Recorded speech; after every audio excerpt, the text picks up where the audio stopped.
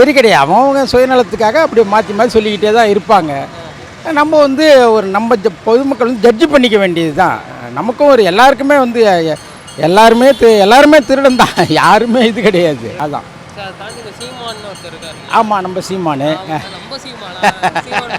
பிடிக்கவே பிடிக்காது.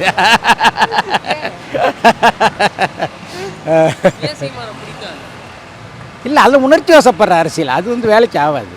ஆமாம், சரி, கண்டிப்பாக ஆகுது, கண்டிப்பாக ஆகுது. பக்குவம் இருக்கணும்.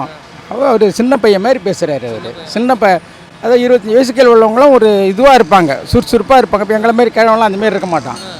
அவர் வந்து சின்ன பையன் மாதிரி ஆனால் அவர் சின்ன பையன் கிடையாது. ஆனால் அவர் பேசுகிறது போகிறது வர்றது எல்லாமே உணர்ச்சி வசப்பட்டு அப்படி தான் பேசுகிறாரு.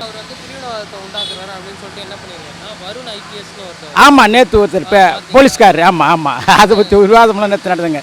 இது புதிய தலைமுறை விவாதம் நடத்துனாங்க. அதை பற்றி எல்லாத்தையும் பார்ப்பேன்.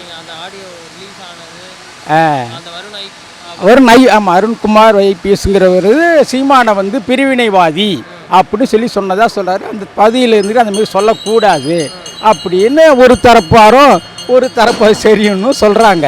ஆமாம், நீங்கள் என்ன நினைக்கிறீங்க? இப்போ இந்த வாரிசு அரசியல் ஒருத்தர் போனதுக்கப்புறம் அவங்க பையன் வந்துடுறது அந்த மாதிரி இருக்கக்கூடாது. அது வந்து குடும்ப அரசியல் வரவே கூடாது. அவங்க தன்னார்வலாக அவங்களே கொண்டு வந்தால் பரவாயில்ல. இப்போ நம்ம போய் இருக்கணும்னா முடியாதுல்ல. நீங்களும் வரணும்ல, எனக்கு ஆசை இருக்குல்ல, உங்களுக்கும் ஆசை இருக்குல்ல, அது மாதிரி எனக்கும் ஆசை இருக்குல்ல. அதனால குடும்ப அரசியல் வரக்கூடாது. அதாண்டி இந்த சீமான் ஒருத்தர் இருக்கார் இல்லையா, அவரை பற்றி நீங்கள் என்ன நினைக்கிறீங்க? அவர் வரலாங்க, கண்டிப்பாக வரலாங்க. அவர் கண்டிப்பாக ஆட்சி வந்தால் நல்லா தமிழ்நாடு நல்ல கண்டிஷனில் இருக்கும். அவர் பேச்செல்லாம் கேட்டிருக்கேன், நிறைய கேட்டிருக்கேன். வாட்ஸ்அப்பில் நிறைய பார்த்துருக்கேன். அவர் இப்போ பார்த்தீங்கன்னா வந்து இந்த தமிழ் மக்கள், தெலுங்கு மக்கள், ஹிந்தி மக்களை சராமாரியாக பிரிக்கிறாரு. அதை பற்றி நீங்கள் என்ன நினைக்கிறீங்க? பிரிக்கிறாரு அப்படின்னா அவருக்கு வந்து எது தப்பாக படுதோ அதனால தான் அவர் பிரிக்கிறார். அவருக்கு தப்பாக படுறது தான் பிரிக்கிறாரு. மக்கள் அதை நேசிக்கிறாங்க.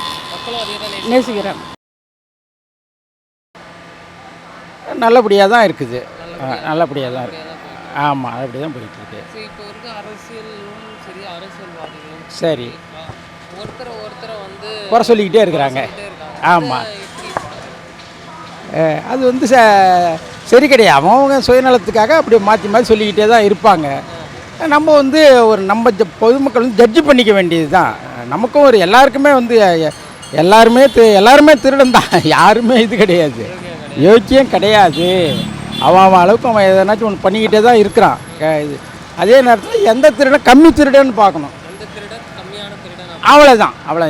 எவ்வளோ கொள்ளையடித்தாலும் இவங்க கொஞ்சம் கல்லடிச்சு நமக்கும் மக்களுக்கும் எதாவது செய்கிறாங்களா அதுதான் பார்க்கணும். அதுதான். ஆமாம், நம்ம சீமானு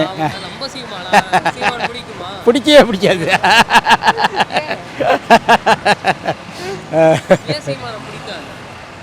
இல்லை, அதில் உணர்ச்சி வசப்படுற அரசியல் அது வந்து வேலைக்கு ஆகாது. ஆமாம், சரி, கண்டிப்பாக ஆகுது, கண்டிப்பாக ஆகுது. பக்குவம் இருக்கணும். அவர் சின்ன பையன் மாதிரி பேசுகிறாரு. அவர் அதாவது 25 வயசுக்கு உள்ளவங்களும் ஒரு இதுவாக இருப்பாங்க, சுறுசுறுப்பாக இருப்பாங்க. இப்போ எங்களை மாரி கிழவங்களாம் அந்தமாரி இருக்க மாட்டான். அவர் வந்து சின்ன பையன் மாதிரி ஆனால் அவர் சின்ன பையன் கிடையாது. ஆனால் அவர் பேசுகிறது போகிறது வர்றது எல்லாமே உணர்ச்சி வசப்பட்டு அப்படி தான் பேசுகிறாரு. அவ்வளோதான். ஆமாம் ஆமாம் ஆமாம், அந்த அதையும் உண்டாக்குறாரு. அதுவும் தப்பு தான். ஒன்று தெரிஞ்சுக்க, யாருமே தமிழ் இனத்தையும் அழிக்க முடியாது, இந்துவையும் அழிக்க முடியாது. இந்தெல்லாம் பிறப்பால் நம்ம இந்துவாக பிறக்கிறோம். இப்போ வேறு மதமெல்லாம் போய் சேர்றான். இப்போ நம்மளே சில பேர் கிறிஸ்டினில் போய் சேர்றான், சில பேர் முஸ்லீமில் சேர்றான். ஆனால் நம்ம அப்படி கிடையாது, இந்து அப்படி கிடையாது. இந்து பிறப்பால் இந்து என்றைக்குமே அழிக்க முடியாது. அது அழிய போகிறதா சொல்கிறதும் தப்பு. அது அழியாது, அது நிரந்தரம். ஆமாம், நேற்று ஒருத்தர் இப்போ போலீஸ்காரர். ஆமாம், அதை பற்றி விவாதம்லாம் நேற்று நடத்துங்க. இது புதிய தலைமுறை விவாதம் நடத்துனாங்க. அதை பற்றி எல்லாத்தையும் பார்ப்பேன்.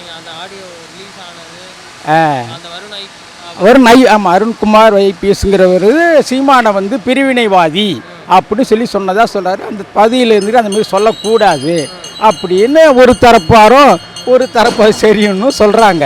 ஆமாம், இல்லை, அது போலீஸ்கார் பேசுனது இதுதான். அவர் டியூட்டியில் இருக்கார்ல, அவர் வந்து அரசியல் சட்டத்துக்கு இதுவாக பேசக்கூடாது இல்லை. ஆமாம், அது ஒன்று தான். ஆமாம், ஆமாம் ஆமாம் ஆமாம் அது இல்லைப்பா, இங்கே வந்து ஒரு 2 கூட்டம் இருக்கா, ஏடிஎம்கே டிஎம்கே 2 கூட்டத்துக்கு தான் எல்லா ஓட்டும். அவர் சும்மா கொஞ்சம் ஓட்டு வாங்கலாம், அவ்வளோதான். ஜெயிக்க முடியும். வாய்ப்பே கிடையாது. தாண்டி தமிழக வெற்றி கழகம்னு ஒண்ணு ஆமாம், அவரே ஒருத்தர் வந்திருக்கிறாரு, அவரும் அதே கதை தான். கொஞ்சம் அவர் வந்து ஈஸியாக, ரொம்ப ஈஸியாக நினச்சிக்கிட்டு இருக்காரு. அமைப்பெல்லாம் இருக்குல்ல, ஒரு கட்சின்னு சொன்னால் எவ்வளோ அமைப்பெல்லாம் செய்யணும், அப்புறம்தான் வந்து ஃபீல்டுக்கு வர முடியும். இவர் அதெல்லாம் சிஎம் நேரடியாகவே வந்துட்டார். அவர் என்ன நினைக்கிறாரு, நம்ம ரசிகர்கள் எல்லாரும் ஓட்டு ரசிகர்கள் இருக்காங்க இல்லையா, விஜய் தெரியாதவங்க யாருமே கிடையாது இல்லை, எல்லாருக்குமே தெரியும். அதில் வந்து எதனா பழிக்கணும்னு அவர் நினைக்கிறார். ஆனா கட்சின்னு வந்ததுக்கு அப்புறம் கொஞ்சம் கஷ்டம்தான். ஏன்னா இப்படி உலக நாயகனும் உள்ள வந்தாரு. ஆமாம், யாருமே போனி ஆகலையே. சிவாஜி கணேசன் எப்படி போட்டு வச்சுனாங்களா, சிவாஜி வெறிய சிவாஜி கணேசன் கட்சி ஆரம்பித்தார் அந்த காலத்தில். விஎன் ஜானகி, உனங்களுக்கெல்லாம் தெரியுங்களா, பிறந்தே இருக்க மாட்டீங்க. நாங்கள் இப்போ 67 முதல்ல திமுக வந்து ஜெயிச்சதுலேருந்து எங்களுக்கு அரசியல் தெரியும். காங்கிரஸுங்கிற கட்சி தோற்று திமுக ஆட்சியை பிடிச்சதுலேருந்து 67, எனக்கு 12 வயசு அப்போ, நல்லா தெரியும். அதுமாரி நம்ம அரசியல் வந்து பார்த்துக்கிட்டே இருக்கிறோம். ஆமாம், அரசியல் நல்லா தான் இருக்குது. அதை சுற்றி இருக்கிற மக்கள் அரசியல் பேக்ரவுண்ட், அதனுடைய பேக்ரவுண்டு கொஞ்சம் பின்தங்கி வராங்க. இப்போ இந்த வாரிசு அரசியல், ஒருத்தர் போனதுக்கு அப்புறம் அவங்க பையன் வந்துடுறது, அந்த மாதிரி இருக்கக்கூடாது. அது வந்து குடும்ப அரசியல் வரவே கூடாது. அவங்க தன்னார்வலாக அவங்களே கொண்டு வந்தால் பரவாயில்ல. இப்போ நம்ம போய் இருக்கணும்னா முடியாதுல்ல, நீங்களும் வரணும்ல, எனக்கு ஆசை இருக்குல்ல, உங்களுக்கும் ஆசை இருக்குல்ல, அது மாதிரி எனக்கும் ஆசை இருக்குல்ல. அதனால குடும்ப அரசியல் வரக்கூடாது. அதை தாண்டி இந்த சீமான் ஒருத்தர் இருக்கார் இல்லையா, அவரை பற்றி நீங்கள் என்ன நினைக்கிறீங்க? அவர் வரலாங்க, கண்டிப்பாக வரலாங்க. அவர் கண்டிப்பாக ஆட்சி வந்தால் நல்லா தமிழ்நாடு நல்ல கண்டிஷனில் இருக்கும். அவர் பேச்செல்லாம் கேட்டிருக்கேன், நிறைய கேட்டிருக்கேன், வாட்ஸ்அப்பில் நிறைய பார்த்துருக்கேன். அவர் இப்போ பார்த்தீங்கன்னா வந்து இந்த தமிழ் மக்கள், தெலுங்கு மக்கள், இந்தி மக்கள் மக்களை சராமாரியாக பிரிக்கிறாரு. அதை பற்றி நீங்கள் என்ன நினைக்கிறீங்க? பிரிக்கிறாரு அப்படின்னா அவருக்கு வந்து எது தப்பாக படுதோ அதனால தான் அவர் பிரிக்கிறார். அவருக்கு தப்பாக படுறதுன்னு பிரிக்கிறாரு. மக்கள் அதை நேசிக்கிறாங்க, அதனால தப்பு இல்லை. இப்போ அது வந்து இப்போ மக்கள் இது பிரிவினைவாதத்தை உண்டாக்குது அப்படின்னு நிறைய பேர் சொல்கிறாங்க. பிரிவினைவாதத்தை உண்டாக்கும் தான். பிரிவினைவாதம் இருந்தாலும் அவர் ஜெயிப்பார். நீங்கள் சீமானவே சப்போர்ட் பண்ணுவேன். சீமான் ரொம்ப பிடிக்கும். ஓகே, சப்போர்ட் பண்ணுவேன். ஓகே, சீமானோட எந்த கருத்தை நீங்கள் உள்ளே எடுத்துக்கிறீங்க? அவர் ஆட்சிக்கு வந்தாருன்னா தமிழ்நாடு நல்ல ஒரு இந்த சாராயம், கள்ளச்சாராயம், இந்த கஞ்சா இதெல்லாம் நல்லா தவிர்த்து எடுத்துடுவார். எழுதிடுவார், நம்பிக்கை இருக்கு. சொல்லுவாங்க, அதுக்கு நம்மளும் சேர்ந்து ஒத்துழைக்கணும். அவர் ஒரு ஆளே சொன்னால் நம்ம சொல்ல முடியுமா?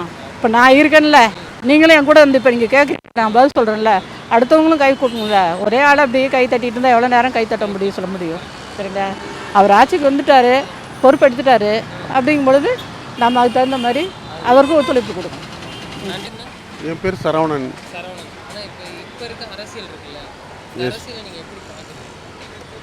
இப்போ இருக்க அரசியல் எதை பற்றி கேட்குறீங்க? இந்த கவர்மெண்ட்டை பற்றி கேட்குறீங்களா? இந்த கவர்மெண்ட் அரசியல்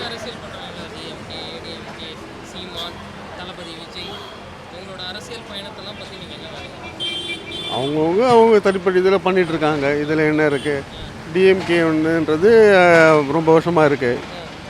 அவங்க கட்சி இதில் ஜனங்க பார்த்து ஓட்டு போட்டு அவங்கள தீர்மானிக்கிறாங்க. இது அவங்களுடைய இது தான்.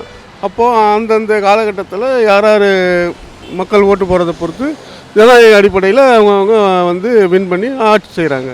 அவ்வளோதான். இப்போ சீமான் ஒருத்தர் இருக்கார் இல்லையா, அவரோட பேச்சு ஏதாவது கேட்டிருக்கீங்களா? பார்த்துருக்கேன். அவரு நல்லா படித்து வந்து கொஞ்சம் கஷ்டப்பட்டு வந்தவர் தான். பரவாயில்ல, பேச்சு திறமை இருக்குது. அவரும் பேசியில் ட்ரை பண்ணுறாரு அரசியல். அவர் இப்போ என்ன பண்ணியிருக்காருன்னு பார்த்தீங்கன்னா, தமிழ் மக்கள், தெலுங்கு மக்கள், இந்தி மக்கள் அப்படி இப்படின்னு சொல்லி பிரிவினவாதத்தை உண்டாக்குறாரு அப்படின்னு சொல்லிட்டு இந்த வருண்குமார் ஐபிஎஸ்னு ஒருத்தர் என்ன பண்ணியிருக்காருன்னா, அவரோட ஆடியோவெல்லாம் வந்து வெளியிட்டிருக்காரு. நான் இதை பார்க்கல. சரி, இதை நான் சொல்கிறேன். இந்த மாதிரி தமிழ் மக்கள், தெலுங்கு மக்கள், இந்தி மக்கள்னு பிரிவினவாதத்தை நம்மளுக்குள்ளே உண்டாக்குறாங்க. அது வந்து இது வந்து இந்தியான்றதே வந்து என்னன்னு பார்த்தீங்கன்னா, அனைத்து இது ஜாதி மதம் வேறுபாடு இல்லாமல் ஒரு சமாதான நாடு நம்மது. அப்படி இருக்கும்போது இதில் வந்து அந்த இதுக்கே வாய்ப்பு கிடையாது. முதல்ல இந்தியாவுக்கே கிடையாதுன்னு போது தமிழ்நாடுன்றது தென்னிந்தியான்றது தான் தமிழ்நாடு. அப்படி இருக்கும்போது எல்லா மொழி கலாச்சாரம் என்ன சேர்ந்தது தான் தமிழ்நாடு. அப்போது இந்தியாவுக்கு ஒரு முன்மாதிரி இருக்கிறது தமிழ்நாடு தான். அப்படி இருக்கும்போது அப்படி இருக்கும்போது இந்த இதில் மனுஷனை வந்து மனுஷனாக தான் பார்க்குறாங்க இங்கே. இதில் வந்து யாரையும் வந்து பிரிவினைன்றது எதுவும் வாய்ப்பே கிடையாது. எனக்கு தெரிஞ்சு வாய்ப்பே கிடையாது. அதுக்காக சொல்கிறேன். சீமானோட அரசியல் சூழ்ச்சியாக இருக்கும்னு நினைக்கிறேன். அது நமக்கு தெரியல, அந்த விஷயங்கள்லாம் நமக்கு தெரியல.